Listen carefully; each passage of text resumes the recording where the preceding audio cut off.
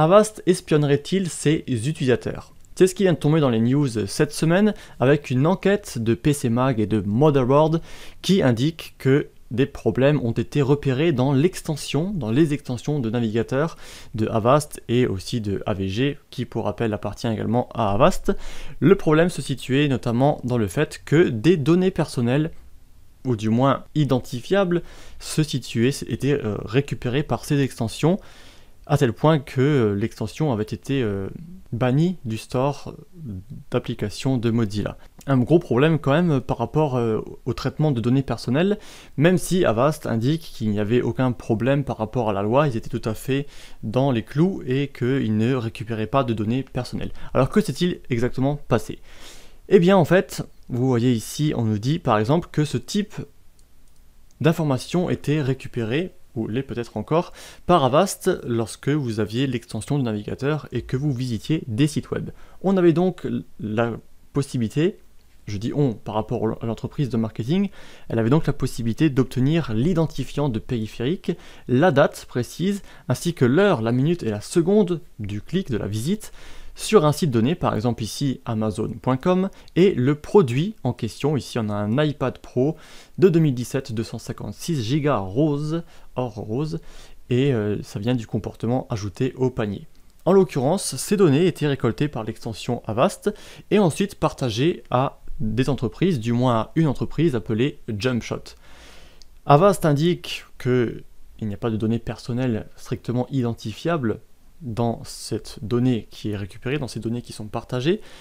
Le problème, et c'est ça ce que l'enquête met en avant, c'est que l'entreprise qui récupère ces données, JumpShot en l'occurrence, pouvait ensuite les revendre à d'autres entreprises ou les utiliser conjointement avec d'autres données. Et là, tout change, parce que là, si maintenant, admettons qu'une personne, un marchand sur Amazon ou même Amazon lui-même récupère ces données, eh bien certes, il n'a pas d'adresse IP ou d'adresse email dans ces données, mais il a l'heure, la minute, la seconde exacte, ainsi que des identifiants de périphériques, etc.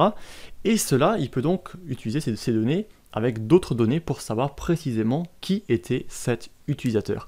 Et c'est en fait cette agrégation de données à travers plusieurs entreprises, grandes entreprises souvent qui brassent beaucoup de données. Et là, avec ça, on peut faire parler les données, on peut réussir à repérer qui fait quoi, etc. Alors j'imagine qu'on peut en savoir beaucoup et qu'on va sans doute encore être beaucoup surpris à l'avenir par rapport à toutes ces récupérations de données qu'on n'estimait pas aussi avancées.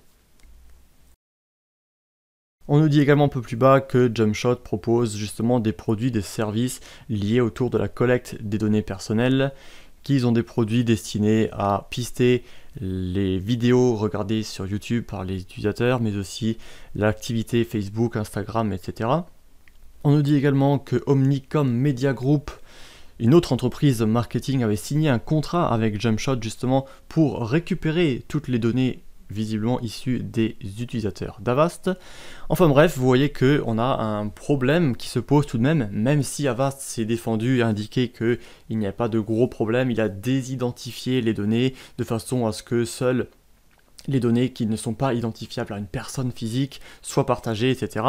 C'est un débat qu'on peut à présent commencer, s'il n'était pas déjà commencé depuis longtemps d'ailleurs.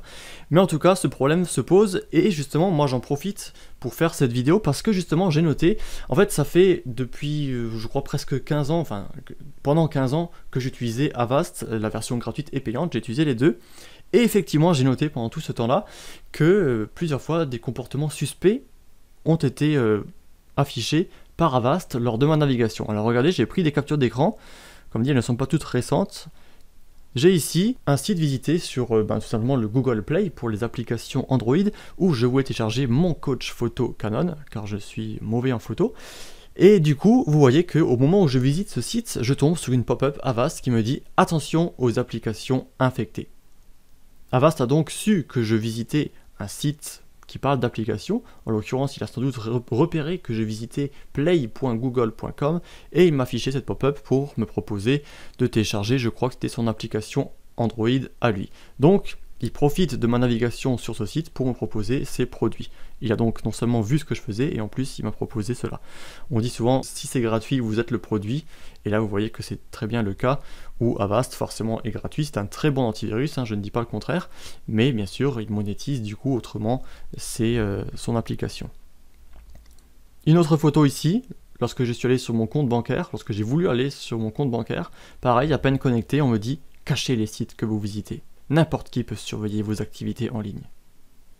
Dont eux, visiblement, qui m'ont affiché directement ce message alors que je venais de me connecter sur mon site bancaire. Et encore un exemple ici, où vous voyez que je suis passé en mode de navigation privée, et au même moment, à nouveau, une fenêtre pop-up qui s'affiche et me dit « Le mode incognito n'est pas vraiment incognito. Les curieux peuvent quand même voir ce que vous faites en ligne. » À se demander qui est le curieux ici. Du coup, vous voyez que Avast, visiblement, traite un petit peu ce que vous faites sur Internet, probablement plus que ça, peut-être un peu moins, je ne sais pas. Je ne crache pas sur Avast, je vous propose d'ailleurs de voir tout de suite après cette vidéo le comparatif que j'ai fait parmi les 15 antivirus les plus populaires pour trouver quel est le meilleur antivirus.